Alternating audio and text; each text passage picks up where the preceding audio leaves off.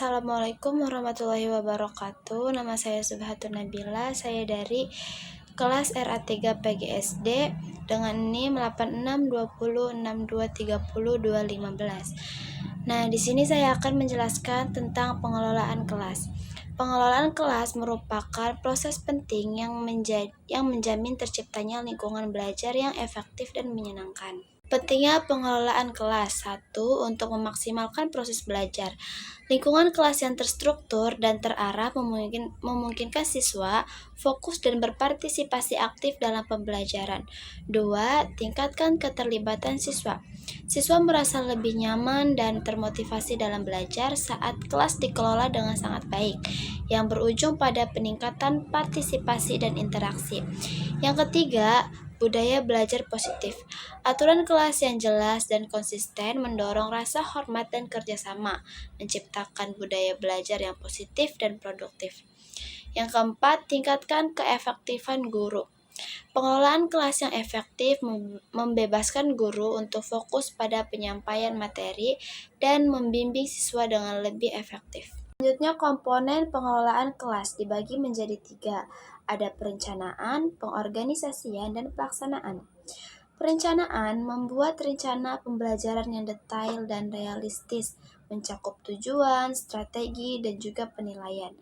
Pengorganisasian membuat aturan kelas, mengatur ruang kelas, dan menyiapkan sumber daya belajar yang memadai.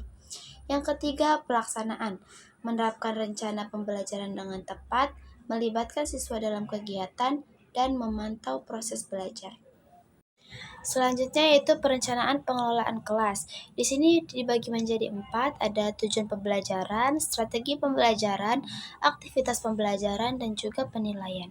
Nah, untuk tujuan, tentukan tujuan pembelajaran yang spesifik, teratur, realistis, relevan, dan terikat waktu.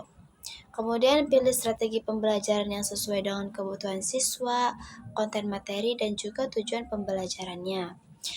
Tentukan aktivitas pembelajaran yang menarik untuk meningkatkan keterlibatan siswa. Penilaian, tentukan metode penilaian yang efektif untuk mengatur pemahaman siswa terhadap materi. Selanjutnya yaitu pengorganisasian kelas. Aturan kelas. Tetapkan aturan kelas yang jelas, relevan, dan mudah dipahami oleh siswa. Tata letak kelas. Atur tata letak kelas yang memungkinkan interaksi dan pembelajaran yang optimal. Sumber daya. Siapkan sumber daya belajar yang memadai seperti buku, alat tulis, dan teknologi. Buat jadwal rutin kelas yang efektif dan mengatur waktu belajar, istirahat, dan kegiatan lainnya. Pelaksanaan pengelolaan kelas. Yang pertama ada presentasi materi. Sampaikan materi pembelajaran dengan jelas, menarik, dan juga efektif. Yang kedua, aktivitas siswa.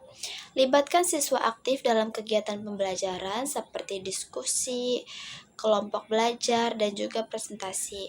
Yang ketiga, pemantauan. Pantau kegiatan siswa selama pembelajaran dan berikan bimbingan yang diperlukan. Yang keempat, penilaian. Lakukan penilaian terhadap pemahaman siswa dan berikan umpan balik yang membangun. Pengawasan pengelolaan kelas. Ada pengawasan aktivitas, memantau kegiatan siswa dan memastikan mereka mengikuti aturan kelas. Pengecekan tugas, memeriksa tugas siswa secara berkala dan memberikan feedback yang konstruktif. Yang ketiga, interaksi siswa. Memperhatikan interaksi siswa dan menengahi konflik yang terjadi. Dan yang terakhir, kebersihan kelas. Memastikan kelas bersih, rapi, dan terorganisasi dengan baik. Kemudian yang terakhir yaitu evaluasi pengelolaan kelas. Yang pertama ada evaluasi diri. Melakukan refleksi diri terhadap efektivitas pengelolaan kelas dan mengidentifikasi area yang perlu diperbaiki. Yang kedua, umpan balik. Meminta umpan balik dari siswa dan kolega tentang pengelolaan kelas dan menerapkan saran yang konstruktif. Yang ketiga, data siswa. Menganalisis data siswa untuk memahami perkembangan mereka dengan mengidentifikasi kebutuhan belajar. Dan yang terakhir, perbaikan. Menyesuaikan strategi pengelolaan kelas berdasarkan hasil evaluasi untuk meningkatkan kualitas pembelajaran.